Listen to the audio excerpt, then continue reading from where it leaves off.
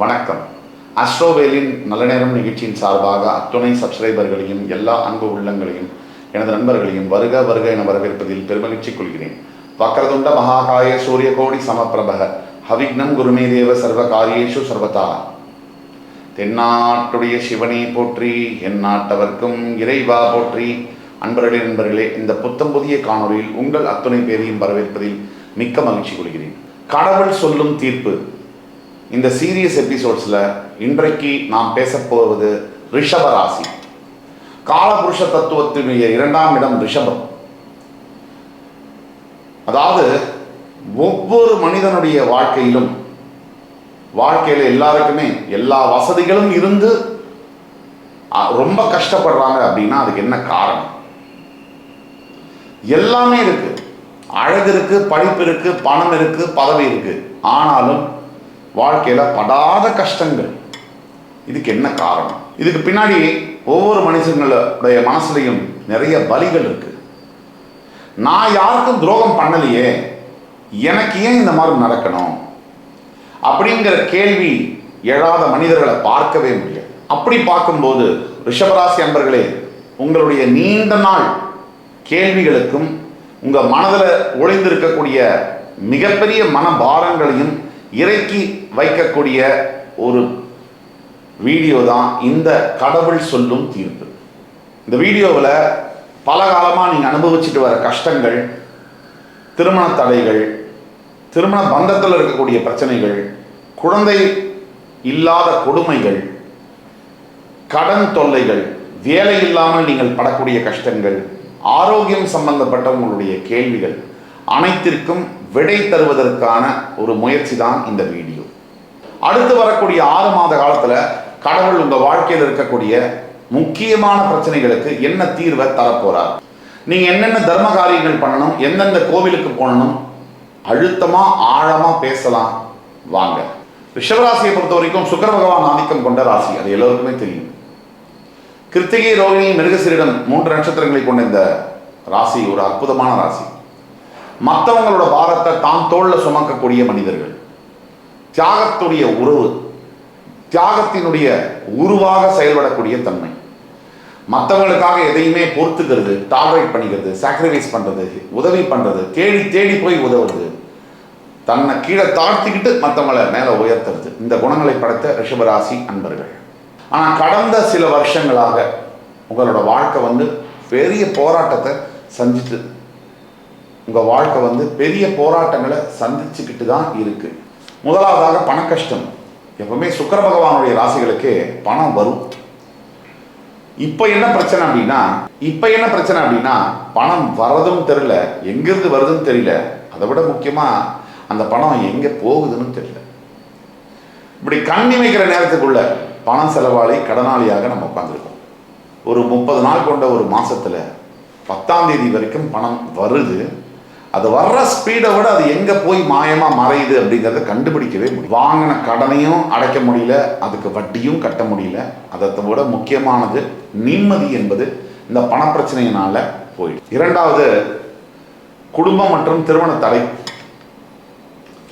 ஒரு மனுஷன், அது ஆணா இருக்கட்டும் பெண்ணா இருக்கட்டும், இப்போ ஜெண்டர் பயாஸா பேசவே கூடாது.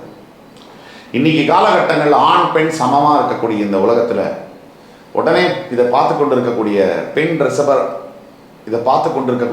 ரிஷபராசி என்பர்கள், பெண்கள் ரொம்ப இன்னும் கஷ்டப்பட்டு தான் இருக்காங்க. ஆண்லாம் கொடுமைப்படுத்துறாங்க, உண்மைதான். பெண்கள் கஷ்டமே படலைன்னு சொல்ல முடியாது. ஆனால் இன்றைக்கு ஆண் கொடுமை என்பது அதிகரித்து வரக்கூடிய இந்த காலகட்டத்தில் தான் நம்ம வாழ்ந்துட்டு இருக்கோம். அப்போ அப்படி இருக்கக்கூடிய காலகட்டத்தில் ஜெண்டர் பயாஸ் இல்லாமல் ஆணா இருக்கட்டும் பெண்ணா இருக்கட்டும், ஒரு மனுஷங்க நிம்மதியாக இருக்கக்கூடிய இடம் எப்படின்னா குடும்பம் தான். வீட்டுக்கு வெளியில் எந்த பிரச்சனை இருந்தாலும் அதெல்லாம் சமாளிக்க முடியும், அதெல்லாம் ஹேண்டில் பண்ண முடியும். ஆனால் வீட்டுக்குள்ளே இருக்கக்கூடிய பிரச்சனைகளை சமாளிப்பது என்பது அவ்வளோ சுலபம் அல்ல. வீட்டில் ஒருத்தங்களுக்கு பிரச்சனை இருக்குன்னா அது ஆஃபீஸில் ரிஃப்ளெக்ட் ஆகும். ஆஃபீஸில் பிரச்சனை இருக்குன்னா கொஞ்ச நேரத்தில் அது மறக்க முடியும், வீட்டில் நிம்மதியாக இருக்க முடியும். இதுதான் வித்தியாசம். அப்படி உங்கள் வாழ்க்கையில் திருமணமே செய்ய முடியாதுன்னு ஒரு மிகப்பெரிய கூட்டம் ரிஷபராசியில் காத்துட்டு இருக்கிற அந்த நேரத்தில் திருமணம் பண்ணின ரிஷபராசி அன்பர்கள் இந்த திருமணத்தை காப்பாற்றுறதுக்காக நீங்கள் எடுக்கக்கூடிய முயற்சி சிரமம் அப்படிங்கிறது கணக்கில் அடங்காது. மூன்றாவதாக ரிஷபராசிக்கு வெளியில் சொல்ல முடியாத பல பிரச்சனைகள் இருக்கு. யாருக்கிட்டையுமே சொல்ல முடியாத பிரச்சனைகள், அது மனைவி கிட்டேயோ கணவன் கிட்டேயோ ஏன் ஈவன் நண்பர்கள் கிட்ட கூட சொல்ல முடியாத பல பிரச்சனைகள் இருக்கு. அது கரெக்டாக நம்ம செய்கிறது தப்பா, நம்ம ஏதாவது பெரிய தப்பு பண்ணுறோமா, நம்ம லைஃபையே நம்மளே ஸ்பாயில் பண்ணிக்கிறோமா, இப்படிங்கிற கேள்விகள் பல ரிஷபராசி கணவன் மனதிலையும் மனைவிகள் மனதிலையும் ஓடிட்டு தான் இருக்கு. உண்மை என்னன்னா, தற்காலிகத்துக்காக நீங்கள் தற்காலிக மன நிம்மதிக்காக நீங்கள் ஒரு உறவுக்குள்ளே போய் என்டரானது இன்றைக்கு உங்களுடைய வாழ்க்கையவே அரிச்சு திங்கக்கூடிய அளவில் வந்து நிற்குது. அந்த மொமெண்டரி பீஸ் ஆஃப் மைண்டுக்காக நீங்கள் ஆரம்பிச்சது கண்டிப்பாக அது லஸ்ட் கிடையாது. அப்படின்னாலும் அந்த நேரத்தில் ஒரு நிம்மதி கிடைக்காதா?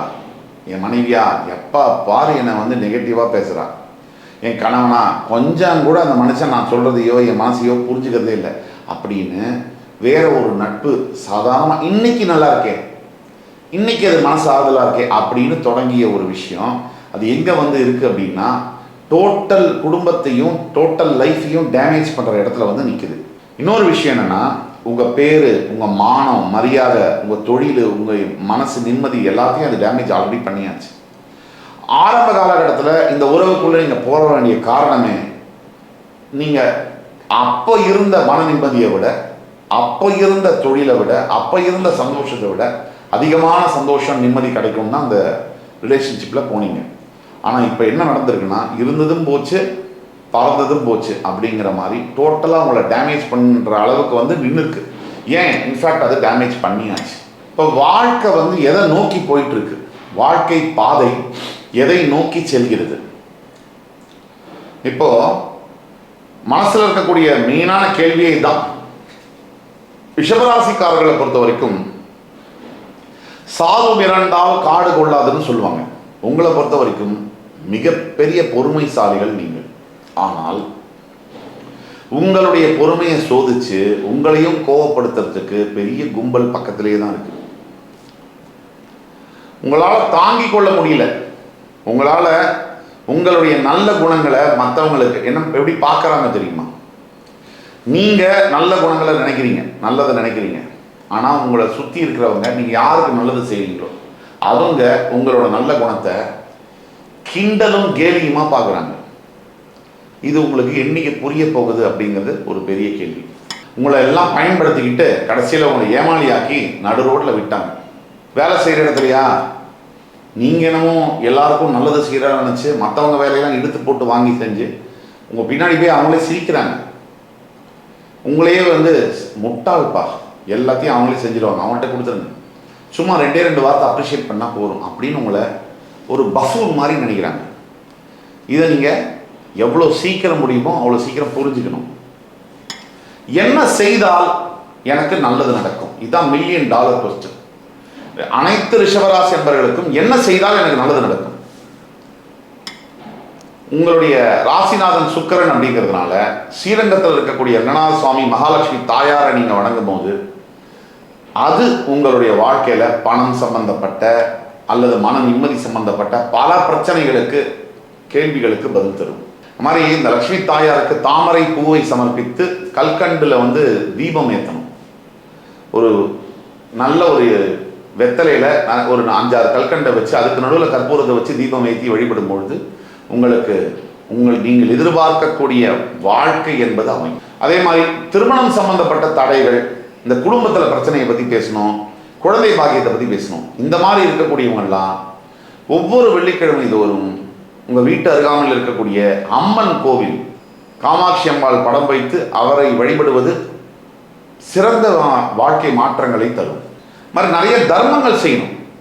நமக்கு வாழ்க்கையில் மறுபடி பிரச்சனை வருதுன்னா நம்மளை மாதிரி அவஸ்தைப்படக்கூடியவர்கள் அல்லது எந்த ஒரு பிரச்சனையிலையும் தவித்து கொண்டிருக்கக்கூடிய மற்ற மனிதர்களுக்கு நம்மால் முடிந்த தர்ம காரியங்களை செய்ய வேண்டும்.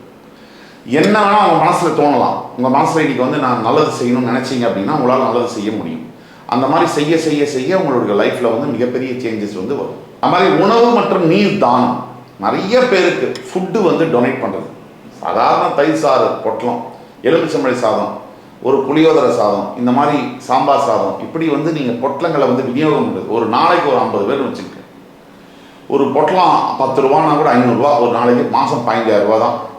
நீங்கள் அந்த விநியோகம் செய்து உங்களால் அவ்வளோ முடியலையா, 2 பேருக்கு கொடுங்க பொட்டலம், இல்லை ஒருத்தருக்கு கொடுங்க பொட்டலம். எவ்வளவு பேருக்கு கொடுக்குறீங்கன்றதை விட மனசு எவ்வளோ சுத்தமாக கொடுக்குறீங்க, எவ்வளோ மனசு சம்மதமாக கொடுக்குறீங்க அப்படிங்கிறது தான். இப்போ கடவுள் வந்து சொல்ல போகிற தீர்ப்பு என்ன, அடுத்த 6 மாத காலத்தில் ரிஷபராசி என்பவர்களுக்கு கடவுள் சொல்லும் தீர்ப்பு என்ன, அதை பற்றி பார்க்கலாம் வாங்க. ரிஷபராசிக்காரர்களை பொறுத்த வரைக்கும் ஏற்கனவே கடவுள் வந்து நம்ம தீர்ப்பை எழுதிட்டார், புதுசாக ஒன்றும் எழுத போகிறதில்லை. இந்த குரு பயிற்சி ஜூன் 2க்கு பிறகு ரிஷபராசி என்பவர்களுக்கு வரக்கூடிய நன்மைகள் என்பது அளவில் அடங்காது. பல விதங்கள்ல ரிஷபராசி வந்து இப்போ குரு மிதுனத்திலிருந்து கடகத்துக்கு வரும்போது நீங்க 11ஆம் வீட்டுக்குடைய ராசி, உங்களுடைய 3ஆம் வீட்டுக்கு குரு வரார். இந்த 2லிருந்து 3க்கு மாறக்கூடிய குருவினால் மிகப்பெரிய தைரியம், மனோதிடம், கடவுளுடைய துணை, நீங்க உங்க மனநிலையில பெரிய மாற்றங்கள், வாழ்க்கை அடிப்படை வாழ்க்கையில பெரிய மாற்றங்கள், கையேந்தி இருந்த நிலைமையெல்லாம் போய் மற்றவங்களுக்கு நீங்க கை கொடுத்து உதவக்கூடிய நிலைமைகள் வரும். உங்களை யார் யார் சீண்டி பார்த்தாங்களோ, கேவலமா பேசினாங்களோ, நினைச்சாங்களோ, உங்களை அவமரியாதைப்படுத்தினாங்களோ அத்தனை பேரும் உங்க காலில் வந்து விழுந்து மன்னிப்பு கேட்கக்கூடிய ஒரு காலம். அதே மாதிரி உங்களுடைய வீட்டில் இருக்கக்கூடிய பிரச்சனைகள், அந்த பிரச்சனைகள், இந்த பிரச்சனைகள், திருமணம் சார்ந்த பிரச்சனைகள், விவாகரத்து வரைக்கும் போய் நின்று கோர்ட்லேயே ஃபைல் பண்ண பிரச்சனையாக இருந்தாலும் கூட மறுபடியும் அந்த கேஸ் வாபஸ் பெறப்பட்டு மறுபடி குடும்பமாக குழந்தைகளோடு நல்லா இருக்கக்கூடிய காலங்கள் வெகு தொலைவில் இல்லை. உங்களுடைய வேலை சம்பந்தப்பட்ட விஷயங்களில் பெரிய மாற்றங்கள் இருக்கும். நியூ ஜாப் சேஞ்சஸ் கண்டிப்பாக இருக்கும். நல்ல சம்பளத்தோட, நல்ல பதவியோட, நல்ல ஃபேமில் நல்ல வேலை கிடைக்கும். அதே மாதிரி காதல், இந்த ஒன் சைடு லெவல்லாம் வந்து கிளியர் ஆகி டபுள் சைடு லெவல்லாம் கிளியர் ஆகி மேரேஜில் வந்து முடிஞ்சு நல்ல ஒரு லைஃப்பை பிகின் பண்ணக்கூடிய பீரியடாக அடுத்த ஒரு ஆண்டு காலம் அமையும். அரசியலில் இருக்கக்கூடிய ரிஷபராசி என்பவர்களுக்கு பெரிய வெற்றிகள் காத்து கொண்டிருக்கிறது. இது நாள் வரைக்கும் பாஸ்ட்ல இருந்ததெல்லாம் என்ன வேணா நடந்திருக்கலாம், இனிமேல் உங்களுடைய காலம். அதே மாதிரி இது பொது பலன்கள் நம்ம சொல்றோம், தனிப்பட்ட உங்க ஜாதகத்தில் பார்த்தோம்னா இன்னும் ப்ரிசைஸாக நம்மளால பேச முடியும். ரிஷபராசியை பொறுத்த வரைக்கும் பல ஆண்டு காலமாக உங்களுக்கு இருந்து வந்த சோதனை காலம் என்பது முடிந்தது. இனிமேல் உங்களுடைய வசந்த காலம் தொடங்கியது. உங்கள் வாழ்க்கை பயணம் இனிதே ஜூன் 2ஆம் தேதி முதல் தொடங்கும். உங்களை நீங்க நினைச்சதை நடக்கக்கூடிய அளவுக்கு, இது சும்மா வார்த்தைக்காக சொல்றது இல்லை, அந்த அளவுக்கு நல்லா இருக்கு. ஆனாலும் உங்களுடைய பிறப்பு ஜாதகத்து மேல உங்களுக்கான தனிப்பட்ட கேள்விகள் இருந்தால் கீழே கொடுக்குள்ள வாட்ஸ்அப் நம்பர் எங்களை தொடர்பு கொண்டு ஆன்லைன்லேயோ நேரடியிலையோ அப்பாயின்மெண்ட் வாங்கி வந்தீங்கன்னா உங்களுடைய லைஃப் ப்ரெடிக்ஷன்ஸை ப்ரிசைஸாக சொல்ல முடியும். இந்த வீடியோ உங்களுக்கு பிடிச்சிருக்கும்னு நம்புகிறேன். ரிஷபராசி என்பவர்களுக்கு மறுபடியும் சந்திக்கும் வரை உங்களிடமிருந்து விடைபெறுவது உங்கள் சுபாஷ் பாலகிருஷ்ணன். நன்றி, வணக்கம், வாழ்க வளமுடன்.